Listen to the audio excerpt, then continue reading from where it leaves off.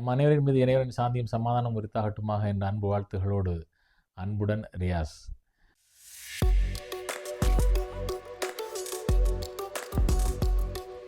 சொன்னால் நம்ப மாட்டீங்க, ஒருத்தர் ஒரு புத்தகம் எழுதுறதுக்கு கடுமையாக கஷ்டப்படுறாரு. அது அவ்வளவு சிரமங்களும் எப்படி மாறிடுதுன்னா, அது மக்களிடையே போய் சேர்ந்த விதத்தை பார்த்ததுக்கப்புறமா அவருடைய வாழ்க்கையே மாறியது. அப்படி என்ன நடந்ததுன்னா, அந்த புத்தகம் நிறைய மொழிகளில் மொழிபெயர்க்கப்படுது.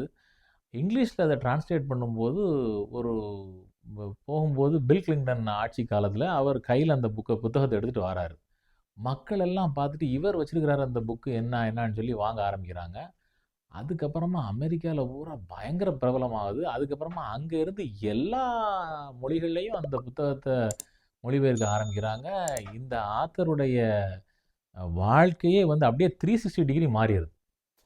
அப்படி ஒரு அற்புதமான புத்தகம் எனக்கு மிகப்பெரிய அளவில் எனக்கு பயன்பட்டது என்னுடைய வியாபாரத்தில்னு சொல்லணும்னா, நான் அந்த ஆல்கமிஸ்ட் தமிழில் ரசவாதின்னு சொல்லி நாகலட்சுமி சண்முகம் அவர்கள் தமிழாக்கம் கூட பண்ணியிருக்காங்க. அவ்வளவு அற்புதமான புத்தகம். ரசவாதிங்கிறது என்ன மீனிங்கில் வரும்னா, ஆல்கமிஸ்ட் அப்படின்னா இப்போ தொட்டதெல்லாம் பொண்ணாகும்பாங்க இல்லையா? அவன் தொட்டானா போதுமா, அவன் என்ன ஒரு விஷயம் பண்ணாலும் சரி அது சக்ஸஸ் ஆகும். அவன் ஒரு வியாபாரமாகட்டும், படிப்பாகட்டும், அவனோட இன்வெஸ்ட்மெண்ட் ஆகட்டும், அவன் ஒரு இடத்துல பண்ணான்னா அதை கண்ணை புத்திட்டு வாங்கலாம் அப்படிம்பாங்கள்ல, அதை தான் அவங்கள தான் ஆல்கமிஸ்ட்டும்பாங்க. அதாவது தகரம் கூட தங்கமாக்கிறது, தகரத்தை தொட்டால் கூட தகரத்தை கூட தங்கமாக மாற்ற தெரிஞ்ச கலையை கற்றவங்கிற மாதிரி.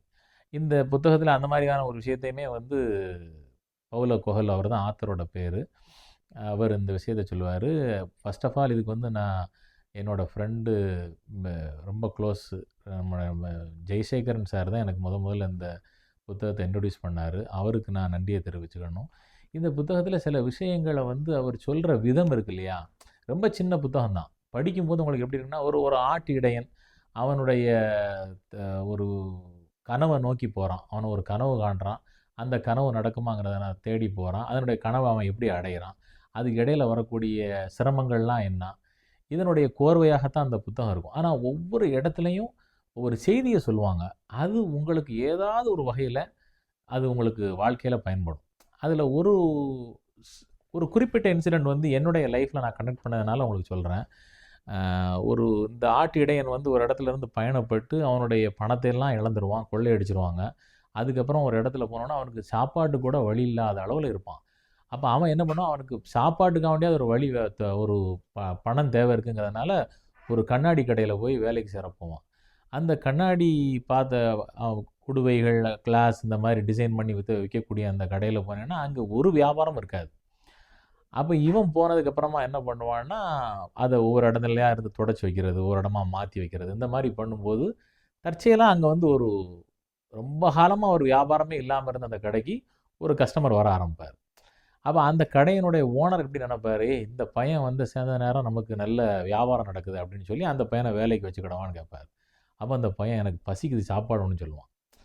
அப்போ அதுக்கப்புறமாக இந்த சின்ன சின்ன விஷயங்களெல்லாம் சேஞ்சஸை பண்ணும்போது அப்போ அந்த ஓனரே சொல்லுவார், நீ சாப்பிட்றதுக்கு தான் வந்த, பசியோடு இருக்கேன்னு சொல்லி தான் முதல்ல நான் சாப்பாடு வந்திருப்பேனே. என்னுடைய மார்க்கத்தில் பசித்தவங்களுக்கு முதல்ல உணவு கொடுக்கணும். ஏன்னா அவர் அந்த ஓனர் முஸ்லீமாக இருப்பார். இப்போ இந்த மாதிரி ஒரு சின்ன சின்ன டச்சஸ். அப்போ இவர் அங்கே வேலை பார்க்குறாரு. ஆனால் ஒரு கட்டத்தில் அந்த பிஸ்னஸ் ரொம்ப ஆகா ஓகன்னு போகும்போது இந்த பையன் என்ன பண்ணுறான், நான் என்னுடைய கனவு நான் ஒரு புதையலை தேடி போகிறேன், அதனால் நான் கிளம்புறேன்னு சொல்லி one fine day morning I want to leave from the business.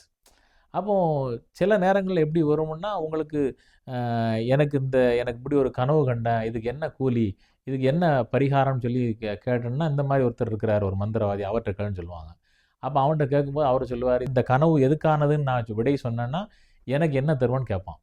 அப்போ இவன் சொல்லுவான், நான் உனக்கு வரக்கூடிய பங்கில் புதையலில் 10ல் ஒரு பங்கை தர்றேன் அப்படிமா.